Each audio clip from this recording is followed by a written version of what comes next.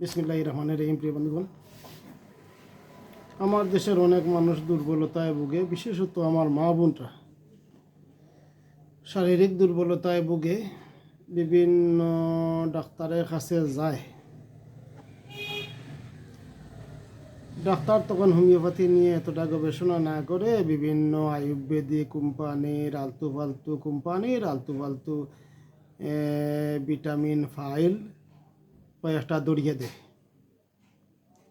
এতে করে ওষুধ সেবনের পর অনেক সময় রেজাল্ট পাওয়া যায় না। তখন আবার ডাক্তারের কাছে অভিযোগ করলে সে বলে হোমিওপ্যাথিকে ধীরে ধীরে ধরে হোমিওপ্যাথিকে ধীরে ধীরে কাজ করে, ওষুধ চালিয়ে যান।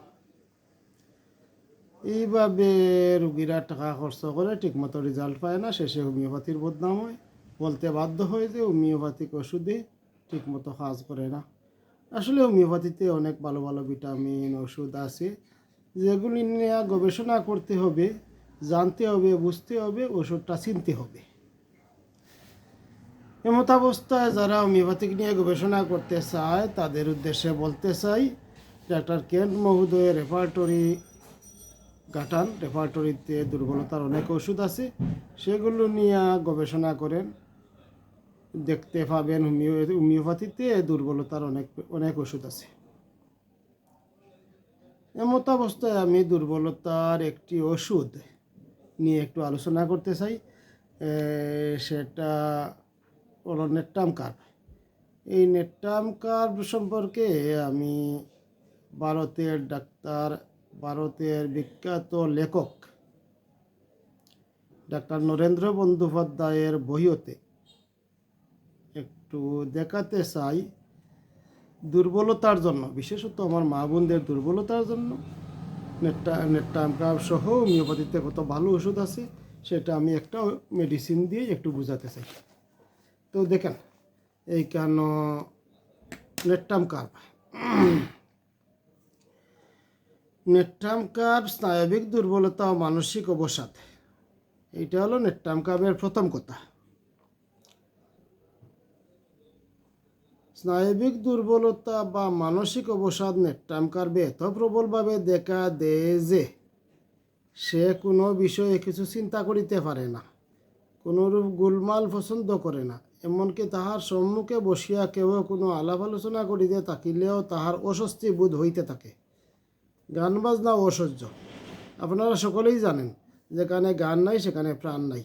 সুখাতুরা জননীয় সময়ে সময়ে সঙ্গীতে সান্ত্বনা লাভ করে, কিন্তু হায়, নেট্টাম কার্ভ এতই হতভাগ্য যে গান বাজনাতেও সে বিরক্ত হইয়া পড়ে। লোকজনের কাছে হইতে সে দূরে থাকিতে চায়।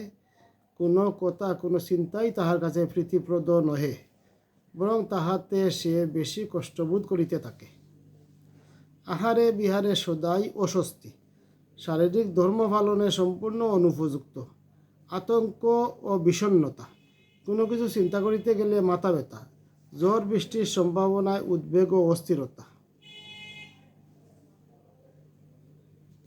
নেট্টাম কার্ভের দ্বিতীয় কথা, দুগ্ধে বৃদ্ধি, রৌদ্রে বৃদ্ধি, ঝড় বিদ্যুতের সম্ভাবনায় বৃদ্ধি। নেট্টাম কার্ভের দুর্বলতা, মাথা ব্যথা, রৌদ্রে বৃদ্ধি হয়, বিদ্যুৎ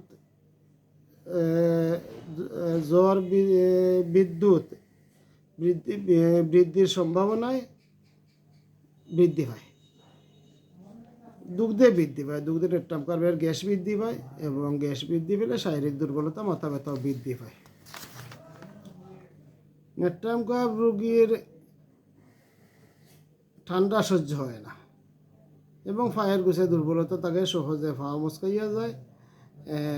নেট্টাম কার্ভের রোগী সহবাস অন্তে জরায়ু দিয়ে এক ধরনের শ্লেষা নির্গমন হয়, তাই সে বন্ধ্যাত্ব রোগে আক্রান্ত হয়।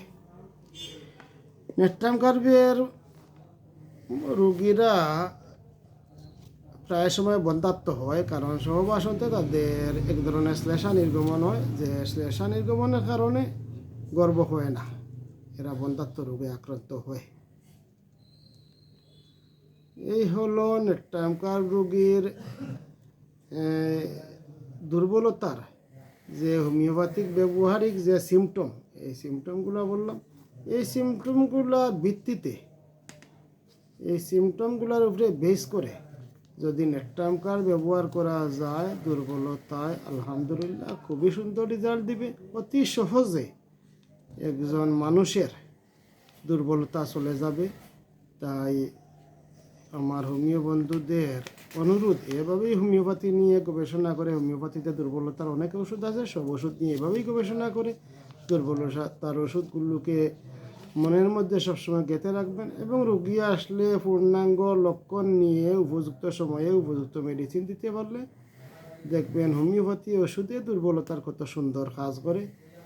সেখানে আয়ুর্বেদি বা বিভিন্ন ধরনের আলতু কোম্পানির আলতু মেডিসিন খোঁজার কোনো প্রয়োজন হবে না। সবাই ভালো থাকেন। আসসালামু আলাইকুম।